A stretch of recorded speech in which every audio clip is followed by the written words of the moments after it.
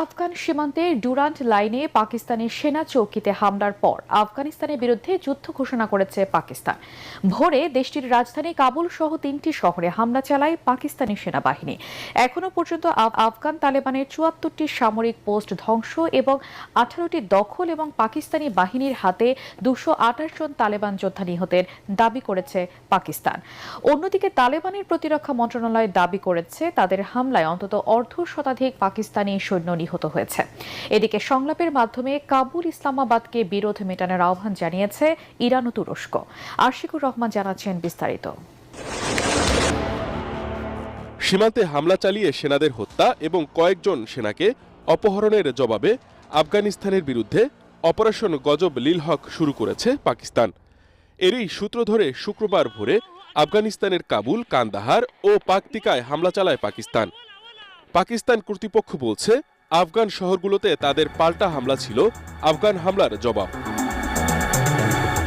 পাকিস্তানের প্রধানমন্ত্রী শেহবাজ শরীফ বলেন, তার দেশের বাহিনীগুলো যে কোনো ধরনের আগ্রাসী পরিকল্পনা প্রতিহত করতে পুরোপুরি সক্ষম। সামাজিক যোগাযোগ মাধ্যম এক্সে পাকিস্তান সরকারের অ্যাকাউন্টে দেয়া পোস্টে তিনি এ মন্তব্য করেন।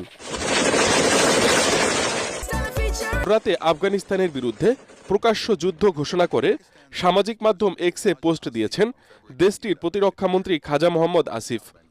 এছাড়া পাকিস্তানের প্রধানমন্ত্রীর মুখপাত্র মোশাররফ জাইদিও এক্স পোস্টে জানিয়েছেন, আগ্রাসনের জবাবে পাকিস্তানের তাৎক্ষণিক ও কার্যকর প্রতিক্রিয়া অব্যাহত রয়েছে।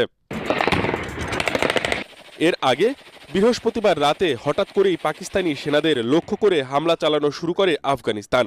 এ সময় তাদের হামলায় 55 জন পাকিস্তানি সৈন্য নিহত হয় বলে দাবি করে তালেবান প্রতিরক্ষা মন্ত্রণালয়। সেই সঙ্গে পাকিস্তানের 19টি সামরিক চৌকি এবং 2টি ঘাঁটি দখল করেছে বলেও জানায় তারা।